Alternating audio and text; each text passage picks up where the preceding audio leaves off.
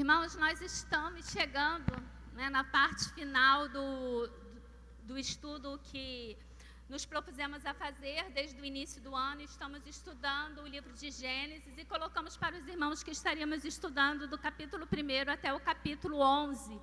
No capítulo 11 entra ali a genealogia, surge Abraão, Deus chamando Abraão para sair da sua terra, do meio de sua parentela, porque tinha para ele um lugar, uma promessa de que ele seria pai de uma grande nação.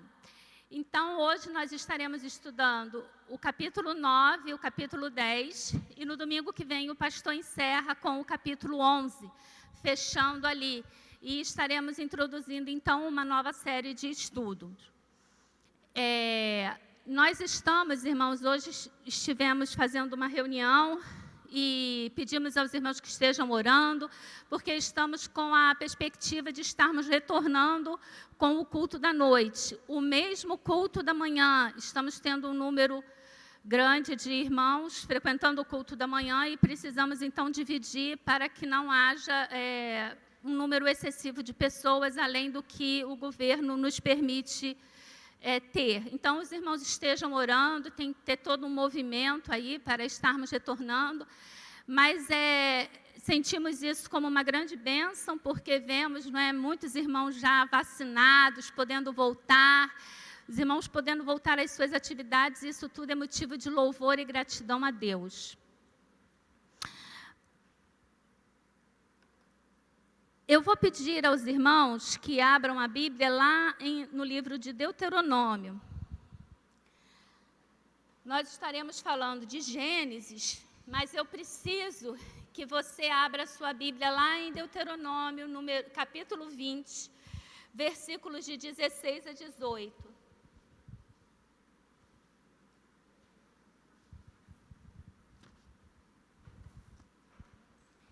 Eu sempre falo para os irmãos que precisamos entender o texto dentro do contexto. E aqui nós precisamos pensar o seguinte: para quem Moisés está escrevendo o Pentateuco? Porque houve no coração de Deus e no coração de Moisés a necessidade de estar escrevendo sobre os princípios. Então, já colocamos que Gênesis fala do princípio de todas as coisas. Estivemos aqui estudando a criação, como Deus criou. Moisés está escrevendo isso para o povo de Israel, que, na verdade, até esse momento em que estão recebendo essa palavra, precisamos entender que eles não são uma nação. É uma família muito grande, que ficou como escrava no Egito, ali ela cresceu. Agora chega Moisés dizendo que Deus manda que eles saiam do Egito para prestar a Ele um culto, que Deus vai formar uma grande nação a partir deles. Então, coloque-se, irmãos, dentro desse contexto e tentem entender, mas quem é esse Deus? Já falamos, não havia Bíblia, não havia igreja, não havia sinagoga, não tinha tenda, não tinha forma de culto. Os irmãos estudaram esses 10 primeiros capítulos e viram isso. Então, era necessário toda uma explicação, era necessário todo um cuidado para que aquelas pessoas, aquele povo, pudesse entrar na terra prometida, sabendo quem os levou até ali, por que eles estavam ali. Estão entendendo? Por isso que Moisés vai escrever. E aqui, esses 2 capítulos que estaremos tratando hoje, o capítulo 9 e o capítulo 10 de Gênesis, vai explicar para o povo de Israel muita coisa. Porque leia comigo o que está escrito em Deuteronômio. Porém, das cidades destas nações que o Senhor teu Deus te dá em herança, não deixarás com vida tudo que tem fôlego. A ordem de Deus é: entra e mata tudo que tem vida. Destrói da plantação ao peixe, aos pássaros, aos bezerros, aos bois, a todo gado, destrói tudo, homem, mulheres e crianças. Essa é a ordem de Deus, está aqui. Antes, como te ordenou o teu Deus, destruí-las-á totalmente. Aí vem os povos, os heteus, os amorreus, os cananeus, os fariseus, os heveus, os jebuseus, para que não vos ensinem a fazer segundo todas as suas abominações que fizeram a seus deuses, pois pecaríeis contra o Senhor vosso Deus. Que ordem estranha! O Deus que você diz que é um Deus de amor, a gente não diz que Deus é amor? Está mandando destruir tudo. O povo de Israel nem conhecia esse povo. Os heteus, jebuseus, gazeu, cananeu, os heveus, eles não conheciam. Eles haviam, lá na época de Abraão, estado ali na região de Canaã. Depois, em Jacó, eles entram no Egito, 450 anos no Egito, e agora Deus chega para eles e diz, olha, mata todo mundo, entra em Jericó, derruba tudo, destrói tudo. Como que um povo que é como eu e você, a gente não fica estarrecido com as atrocidades? Quem de nós não ficou estarrecido com a chacina de 25 pessoas, bandido ou não, eram almas, seres humanos que foram criados por Deus, por quem Cristo morreu, que morreram ali na semana passada, naquele confronto entre a polícia e os traficantes. Não ficamos estarrecidos? Agora imagina Deus te dá a ordem. Sônia, entra lá, você vai matar. Josué, você vai entrar ali, você vai liderar a matança de todo mundo. Deve ter sido muito difícil, da mesma forma que é para mim e para você entender, para aquelas pessoas entenderem, eles não eram inimigos, a gente nem conhece esse povo, por que eu tenho que matar esse povo? Gênesis 9:10 vai explicar. Por isso a Bíblia, ela tem que ser estudada em toda a sua completitude. Você não pode estudar um versículo, você não pode estudar um capítulo sem fazer o link, o estudo, e aí fica propaganda. Venham para a Escola Bíblica Dominical, o irmão Jorge Correia está aí se preparando, se dedicando, não é? Chegue mais cedo às 9, assista os estudos às quartas-feiras, as aulas da EBD, aos sábados de manhã. Irmãos, a Bíblia diz que o meu povo peca porque não tem conhecimento. O povo de Israel, eles vão falhar nessa ordem aqui de Deus, porque muitos não deram atenção devida àquilo que estava sendo colocado diante deles. Passemos então à leitura de Gênesis, para iniciarmos o nosso sermão. Os irmãos estando contextualizados, sabendo a razão do porquê Moisés escreveu o texto. Agora vamos entender ali o que está acontecendo no capítulo 9 e no capítulo 10.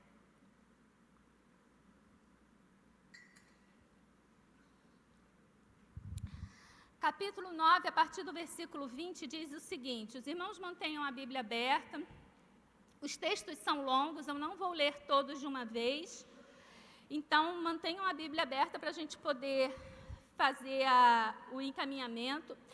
E eu, como professora da Escola Bíblica Dominical, diria para vocês, aí em Gênesis 9, a partir do versículo 20, coloque a referência de Deuteronômio 20, versículos 16 e 18, para que você, quando lê esse texto aqui, você possa entender que ele foi escrito em resposta à ordem que Deus está dando lá em Deuteronômio. Noé pronuncia bênção e maldição. Sendo Noé lavrador, passou a plantar uma vinha. Bebendo do vinho, embriagou-se e se pôs nu dentro de sua tenda. Cã, pai de Canaã, vendo a nudez do pai, fê-lo saber fora a seus 2 irmãos. Então, Sem e Jafé tomaram uma capa, puseram-na sobre os ombros e ambos, andando de costas, rostos desviados, cobriram a nudez do pai sem que a vissem. Despertando Noé do seu vinho, soube o que lhe fizera o filho mais moço e disse: Maldito seja Canaã, seja servo dos servos a seus irmãos. E ajuntou: Bendito seja o Senhor, Deus de Sem, e Canaã lhe seja servo. Engrandeça Deus a Jafé, e habite ele nas tendas de Sem, e Canaã lhe seja servo. Noé, passado o dilúvio, viveu ainda 350 anos. Todos os dias de Noé foram 950 anos e morreu. O que está acontecendo aqui? Esse texto ele é um pouco complicado e existe muita especulação em torno dele. Fala-se ali do pecado que teria sido praticado por Noé dentro da tenda. Irmãos, eu acho que a gente tem que ver esse texto da forma como ele está sendo colocado. Moisés, ao escrever esse texto, ele deixa Noé dentro da tenda. Observe que Noé, ele se embebedou, ele ficou nu, mas ele estava onde? Dentro da tenda. Nós temos por hábito tirar de dentro da tenda e trazer para o arraial aquilo que deveria ficar dentro da tenda. Embriaguez é pecado? É pecado ou não é pecado? Sim, não, talvez. Não. Qual o versículo da Bíblia que diz: é proibido beber?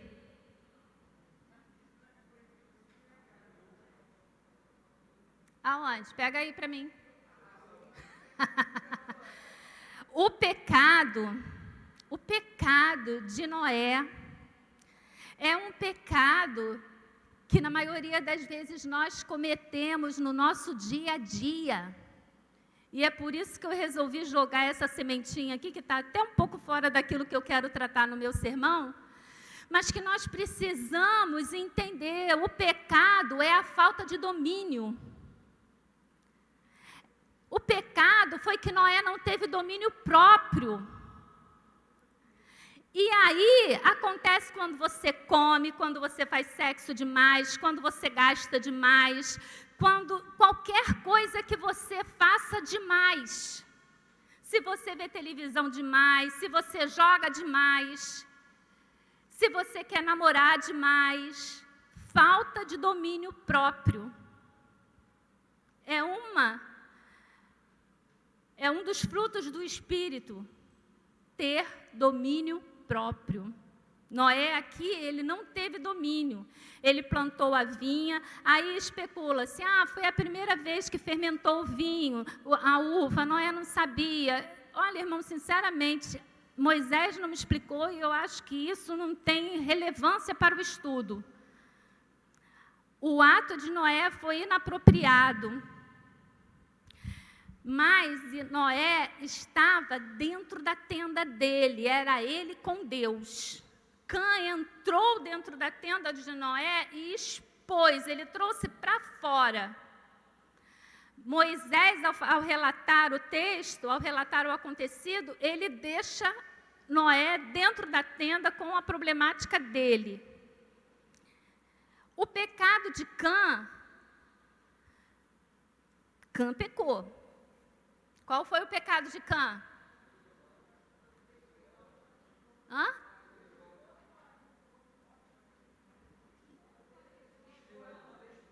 Expor o pai. Mas tem um pecado, tem um versículo, tem uma situação mais pontual aí do que Cã fez. É um dos 10 mandamentos. Qual foi o que ele desonrou? honra seu pai e a sua mãe, para que se prolonguem os seus dias sobre a face da terra. Cã desonrou o pai dele. E aí, irmãos, isso é tão profundo, porque muitas das vezes, podem ser sinceros, não precisa me responder nem levantar o braço, não. Quem aí já não leu esse texto e pensou, mas por que tanta maldição para Cã só porque ele riu do pai dele? Quem nunca pensou isso? Sabe aquele povo lá, Heteus, Gazeus, Jebuseu, que Deus está mandando destruir? São os descendentes de Cã. E aqui ele diz, ó, maldito seja Canaã, seja servo dos servos e seus irmãos. Por conta do que ele fez. Aí a gente pensa, mas não é extremado? E eu não sei até que ponto a gente deve ficar chocado com a nossa forma de pensar. Porque mostra que nós estamos banalizando demais as coisas, os relacionamentos, o respeito. Respeito com o sacerdote. Noé, ele foi sacerdote porque ele pregava ali durante 100 anos, ele pregou que Deus destruiria. Deus olhou para aquele povo que estava ali e que fazia ele se arrepender de ter criado a humanidade, e ele disse, Noé é justo. Noé foi sacerdote, Noé foi profeta. Noé era um homem justo diante de Deus. E Cã debocha. E Cã ri. Precisamos entender, irmão, o respeito para com o próximo. Isso é uma coisa que tem sido banalizada. E aí, quando a gente vai tomar uma atitude em cima de determinadas ações, nós ainda somos tidos como extremistas. Respeito à hierarquia, respeito a pai e mãe. Hoje em dia parece, na minha época já parecia, e agora parece mais ainda, que os filhos se acham mais inteligentes do que pai e mãe. Tolice. Tolice. Quando eu tinha a idade de vocês, eu também achava. Agora, nas beiras aí dos meus 50 anos, eu vejo como fui tola. Conselho de pai e mãe é algo que não se despreza. Orientação de pai e mãe, palmada de pai e mãe. Provérbios vai dizer que é bênção, porque está conduzindo aquele que não é repreendido nas suas ações erradas, ele continua na prática das ações erradas. Ninguém sofre mais do que pai e mãe quando ele tem que corrigir um filho, quando ele tem que brigar. Se tiver que ser, não sei o que pode acontecer de falar, né? Porque hoje é politicamente errada, dar palmada, entendeu, irmãos? Eu estou falando da correção. Isso está na Bíblia, não está errado não, né?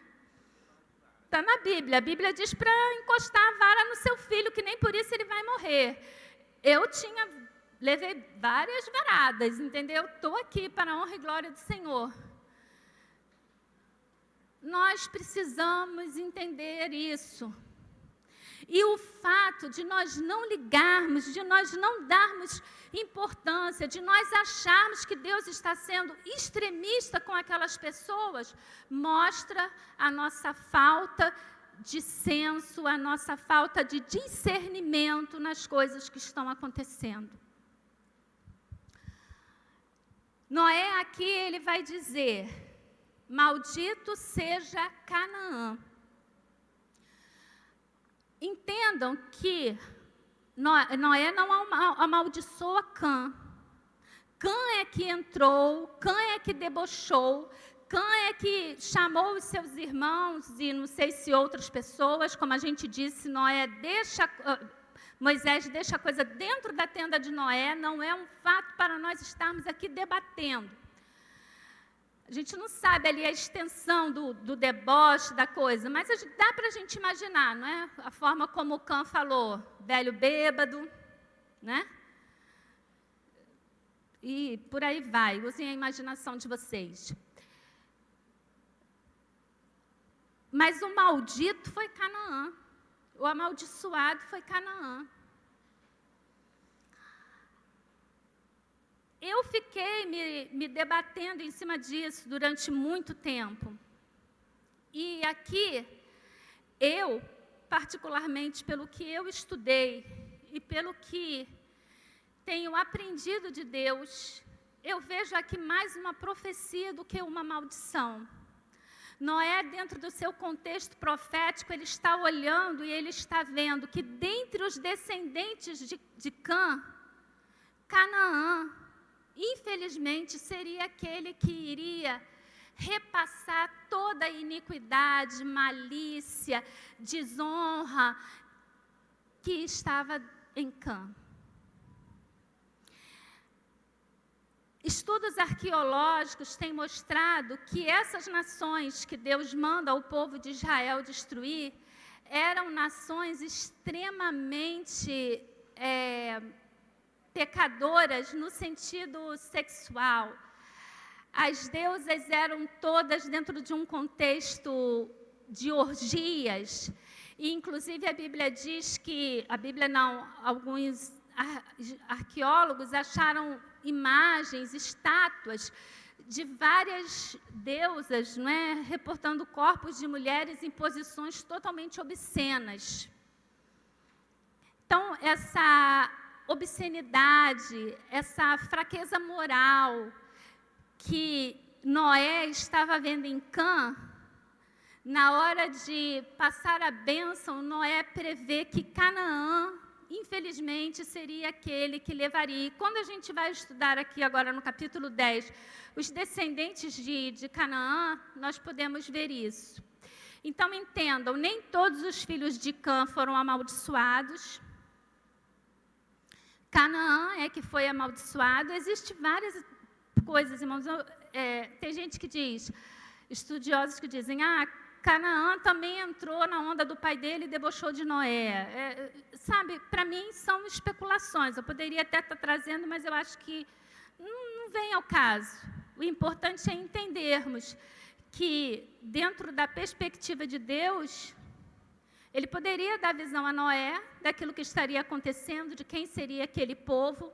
E a gente vai ver realmente ali a dificuldade de Israel por não ter tirado aquele povo todo, por não ter cumprido a ordem de Deus, as quedas que Israel vai ter ao longo da sua existência.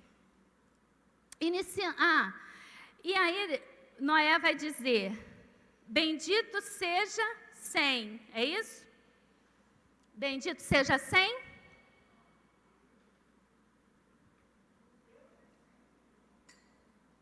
Bendito seja o Deus de Sem.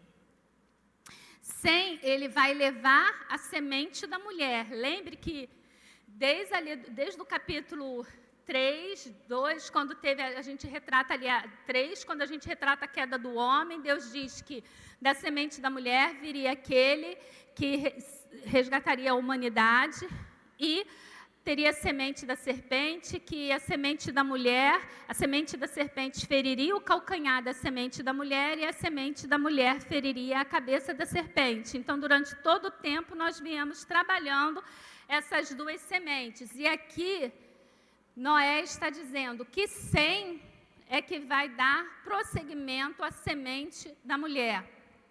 Tanto que no domingo que vem, o pastor vai estar terminando o estudo, e os irmãos vão ver que na genealogia traçada ali, de Sem, você vai chegar até Abraão, da onde vem a promessa de Deus de uma grande nação.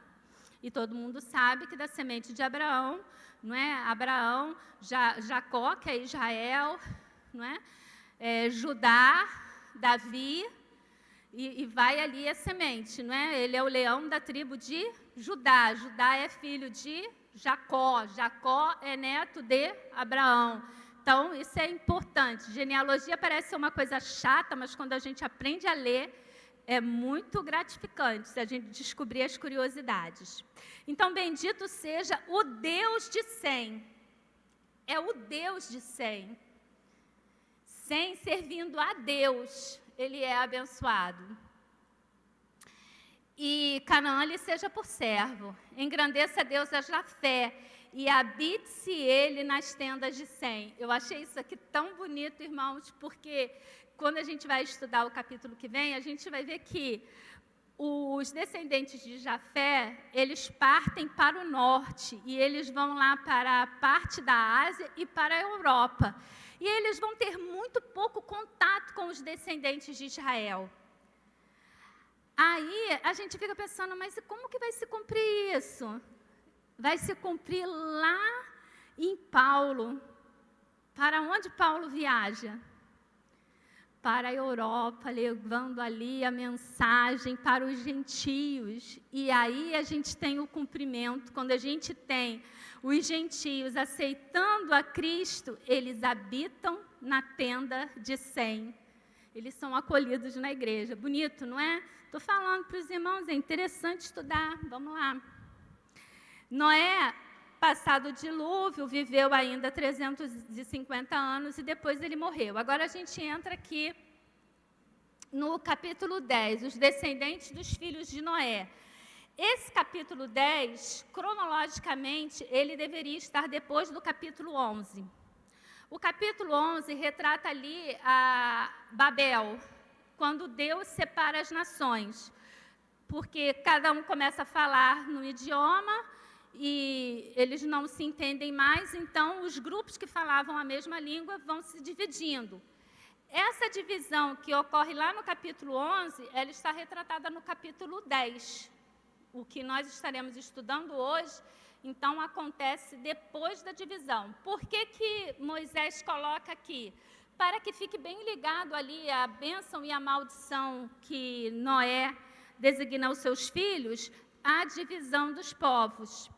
É importante também os irmãos saberem que esse capítulo 10 é uma das genealogias mais importantes da Bíblia e que, historicamente, é um dos únicos registros que nós temos que mostre realmente assim o início das civilizações nos extremeios da terra, porque até então os povos viviam todos unidos. Não é ali o problema de Babel? Eles queriam ficar ali, Deus diz, dispersem-se, povoem a terra, e eles queriam ficar ali, não é? Agrupados. É um dos problemas de Babel. Então, a gente vai ver essa separação. Cronologicamente, o capítulo 11 é antes do capítulo 10. Os descendentes dos filhos de Noé. São estas as gerações dos filhos de Noé, Sem, Cã e Jafé. E nasceram-lhe filhos depois do dilúvio. Os filhos de Jafé são, observe que aqui Moisés ele vai relatar por uma ordem de importância, tá? Porque primeiro teria que ser os descendentes de Sem, mas Moisés ele vai do menos importante, que foi Jafé, porque os descendentes de Jafé não tem interação com os descendentes de Israel, até a gente chegar no Novo Testamento e nas viagens missionárias de Paulo. Então, ele vai retratar os descendentes de Jafé, vai trazer ali a descendência, a genealogia de Cã, e traz, então, a genealogia de Sem. Tá? Cã e Sem vão estar unidos. Quem são os descendentes de Cã? Babilônia, Egito, Síria. Eles estiveram sempre juntos, Sem e Cã. E a inimizade perdurando ali durante toda a história que podemos ler do povo de Israel. Os filhos de Jafé são Gomer, Magog, Madai, Javã, Tubal, Meseque e Tiras. Os filhos de Gomer são Askenaz, Rifat e Togama. Os de Javã são Elisá, Tarsis, Quitim e Dodanim. Esses repartiram entre si as ilhas das nações, nas suas terras, cada qual segundo a sua língua, segundo as suas famílias e segundo as suas nações.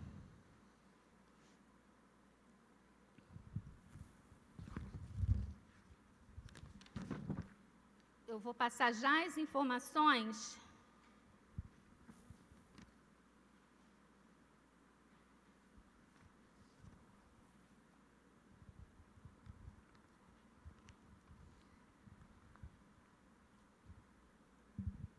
dos filhos de Jafé. Vou pular a genealogia assim e a gente vai dando. Se você tivesse que arriscar de qual dos filhos de Noé nós somos descendentes? Ninguém chuta. Vamos lá, seminarista. Cadê o seminarista aí de cima? Sim, somos israelitas. Nós somos de Jafé. Somos de Jafé. Eu falei já hoje, nós não somos gentios, não fomos alcançados pelas viagens missionárias. Nós somos descendentes de Jafé. Essa narrativa aqui, irmãos, ela é muito importante, sabe por quê? Primeiro, ela mostra que todos nós, de fato, somos irmãos. Às vezes a gente tem assim, né, aquele da boca para fora, tudo irmão, né? Nós somos todos irmãos, de fato, somos todos descendentes ali dos 3 filhos de Noé, que eram irmãos e se espalharam. Outra coisa, o mesmo Deus é o Deus de todos. São pontos importantes dentro dessa genealogia que precisamos entender, porque às vezes a gente fica lendo essa porção de coisa, nome estranho, e fica pensando, por que isso? Precisamos ler, achar dentro dessas coisinhas aqui essas informações. Anota aí na sua Bíblia que você é descendente de Jafé. Eles partiram. Ele diz aqui, ó, em geral, a identidade dos descendentes dos 3 filhos de Noé é bem conhecida. De Jafé vêm os indo-europeus, dos quais os mais conhecidos seriam os gregos. Até mesmo a história secular helênica vê Iápitos com seu antecessor. E ela cita aqui a narrativa de Leopold, um historiador, que diz: os descendentes de Jafé são vistos dispersos por uma área bem definida, desde a Espanha até a Média e quase em linha direta de leste a oeste. A maioria de nós somos descendentes de Jafé. Aí vem os descendentes de Cã. Versículo 6. Os filhos de Cã são Cuxi, Misraim, Put e Canaã. Os filhos de Cuxi são Sebá, Avilá, Sabitá, Raamá, Sabiteca, e os filhos de Raamá, Sabá e Dedã. Cuxi gerou a Nimrod, o qual começou a ser poderoso na terra. Foi valente caçador diante do Senhor, daí dizer-se, como Nimrod, poderoso caçador diante do Senhor. O princípio do seu reino foi Babel, Ereque, Acade, Calné, na terra de Sinar. Daquela terra saiu ele para a Síria e edificou Nínive, Rebote, Ir e Calá. E entre Nínive e Calá, a grande cidade de Rezém. Misraim gerou a Ludim e a Namim, e a Leabim, e a Naftuim. E Patrusim e Causluim, de onde saíram os filisteus, e a Caftorim. Canaã gerou a Sidom, seu primogênito, e a Et, e os Jebuseus, e os Amorreus, e os Gigazeus, e aos Eveus, e aos Arqueus, e aos Sineus, e aos Arvedeus, e aos Emareus, e aos Amateus, e depois se espalharam as famílias dos cananeus. E o limite dos cananeus foi de Sidom indo para Gerar até Gaza, indo para Sodoma e Gomorra, Admá e Zebuim até Laza. Estes são os filhos de Cã, segundo as suas famílias, segundo as suas línguas, em suas terras e em suas nações. Viram aqui a relação geral de pessoas de povos que se relacionaram com Israel, não é? Começando aqui com Sodoma e Gomorra. Aqui é muito importante o versículo 9, quando fala de Nimrod. Não é? Cuxi gerou a Nimrod, o qual começou a ser poderoso na terra. Nimrod, ele seria, historicamente, quando a gente puxa lá a história, ele foi um dos primeiros reis. Ele criou a Babilônia, ele criou a Síria. E a única menção de Deus nesse capítulo 10 é com relação a esse ditado que eles usam, como Nimrod, poderoso caçador diante do Senhor. Só que aqui, irmãos, não é uma exaltação a Deus.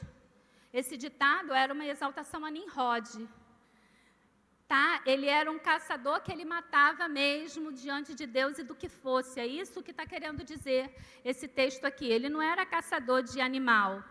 Ele era um homem mau que matava quem se pusesse na frente dele. E aí a gente vê, quando a gente puxa ali a história de Israel, os confrontos com a Síria, a forma como eles levaram cativo a tribo do norte, a gente pode entender a maldade que tinha no coração dos descendentes de Nimrod. E, com relação aos descendentes de Canaã, a promiscuidade. Eu anotei aqui que Cã foi o antepassado daqueles que construíram grandes cidades e impérios, incluindo a Babilônia, a Síria, Nínive e Egito.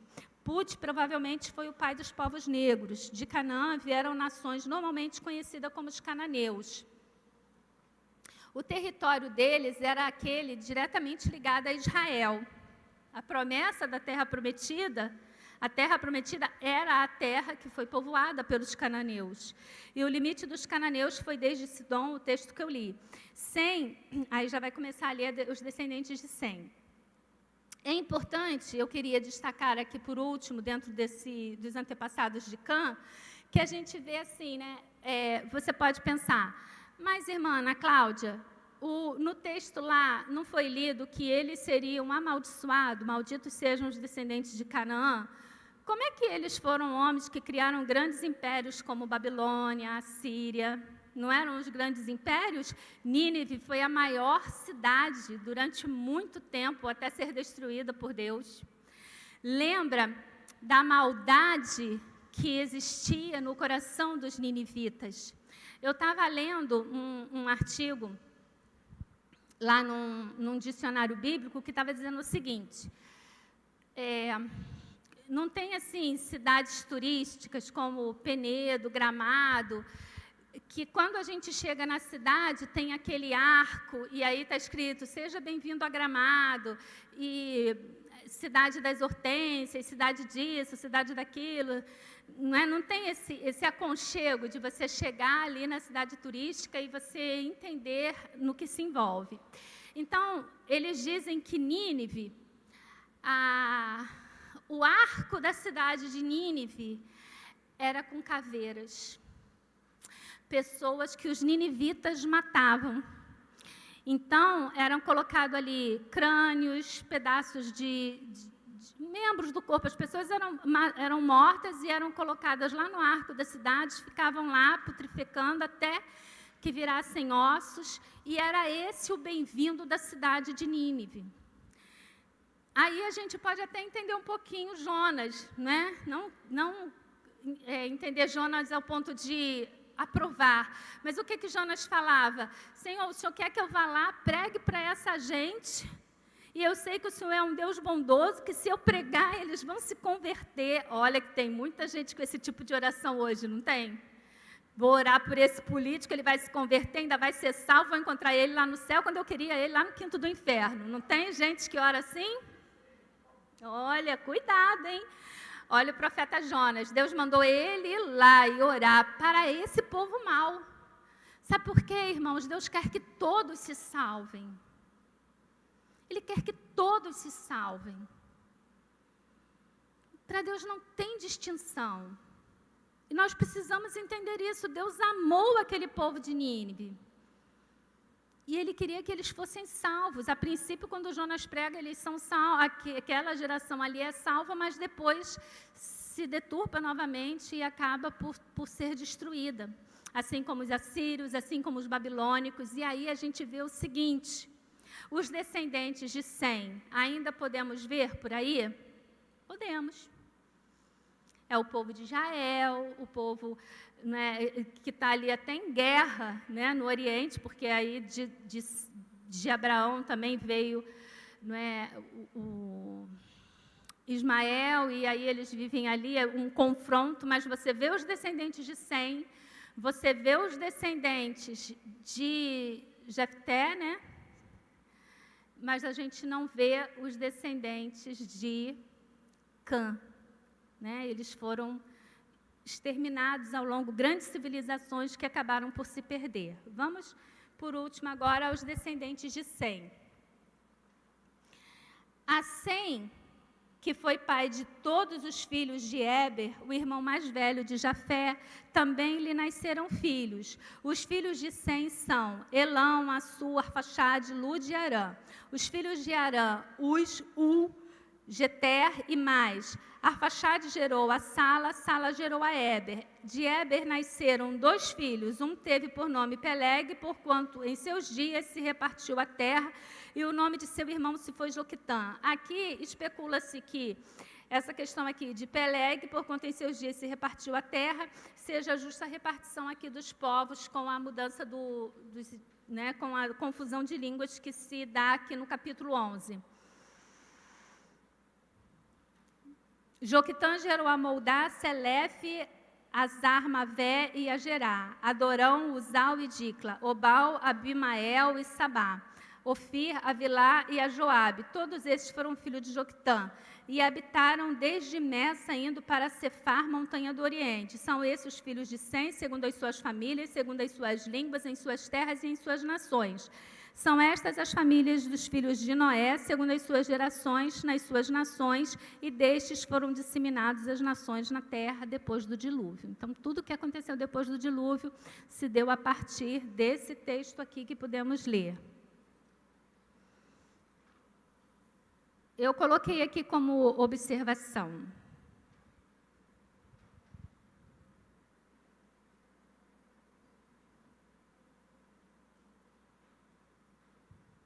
Sem é o antepassado dos semitas.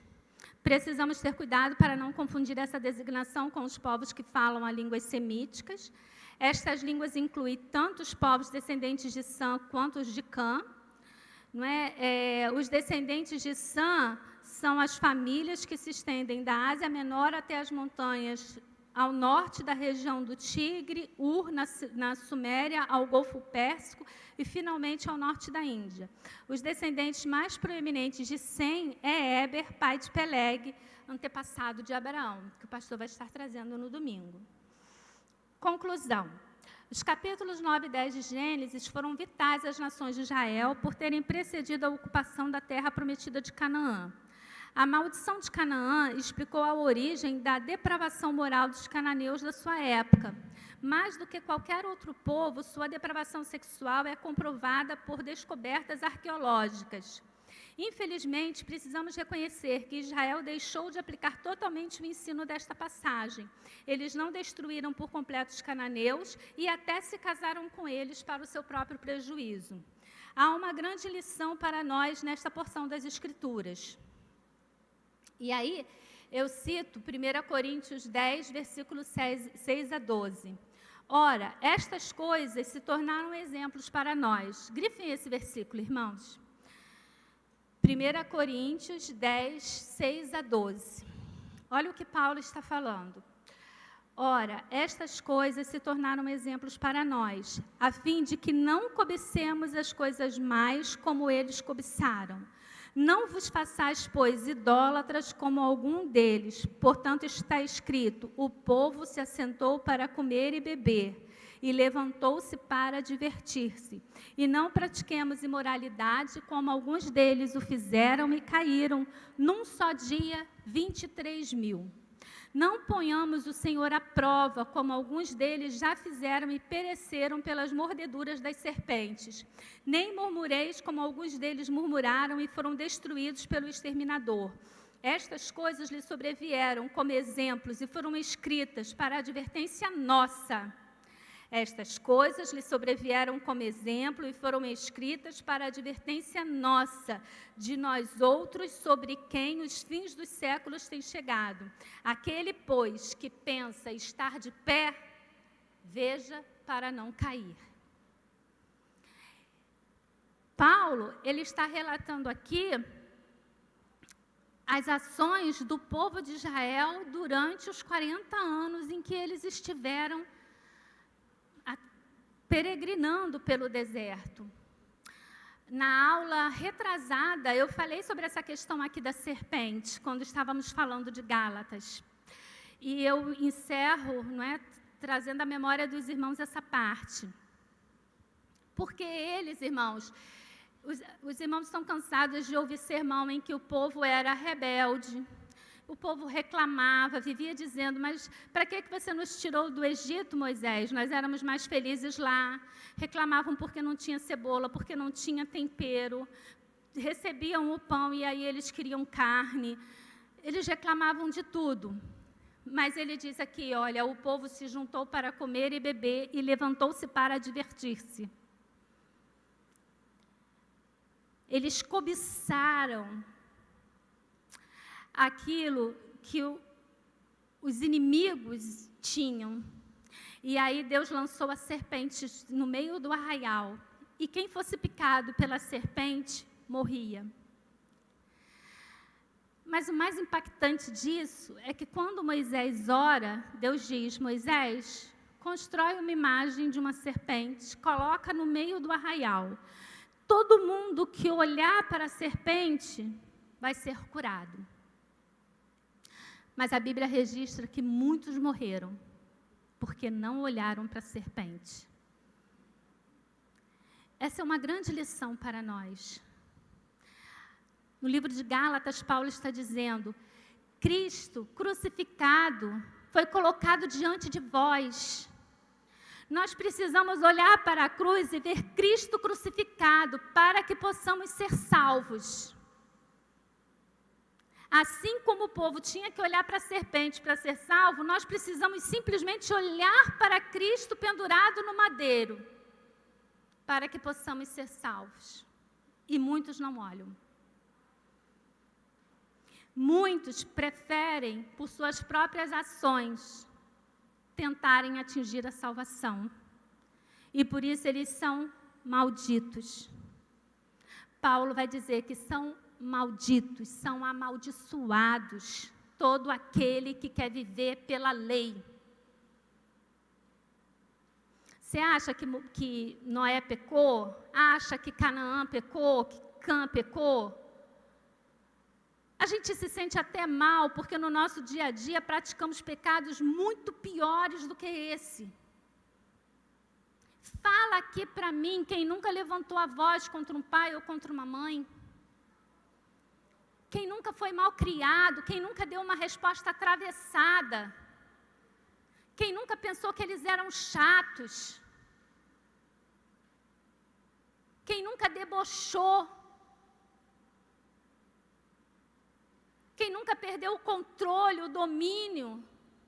Irmãos, nós somos pecadores e precisamos repetir isso para nós. Todo dia, eu sou pecador, eu sou indigno. Por mim mesmo, eu jamais alcançaria a salvação. Eu preciso olhar para Cristo pendurado no madeiro para poder ser salvo. Se nós não nos colocarmos aos pés da cruz como pecadores indignos, jamais seremos salvos. E eu falei, se você não assistiu, assiste lá, é a 7ª aula. Nós precisamos ver Cristo pendurado no madeiro, é o Cristo crucificado. Eu estava até comentando isso com meu pai. Eu sempre exaltei muito o Cristo ressurreto. Mas é o Cristo crucificado, porque ressurreto era Deus. No madeiro, ele foi o homem que sofreu todas as dores que nós deveríamos sofrer. Todo o castigo que está sobre ele é aquilo que nos traz a paz. E ali no madeiro, era o homem, Deus, morrendo. Não era Deus, porque Deus não morre. Que o Senhor possa estar nos abençoando. Que você possa chegar em casa, pegar esse texto, reler, faz as suas conexões, não deixa as coisas. Eu sei que você deve estar com algumas dúvidas, algumas caraminholas, a gente fica, né? Pega isso aí, anota, vai estudar, porque isso nos faz muito bem. Assista a aula, não é? Precisamos estar firmes, irmãos, na palavra de Deus, nesses dias conturbados, nesses dias de tanta heresia. É a palavra, precisamos estar prontos para pregar o Cristo crucificado. A nossa igreja não prega o Cristo de milagres. A nossa igreja não prega um Cristo bonzinho. A nossa igreja prega o Cristo crucificado. Esse é o Evangelho, Cristo crucificado. Amém.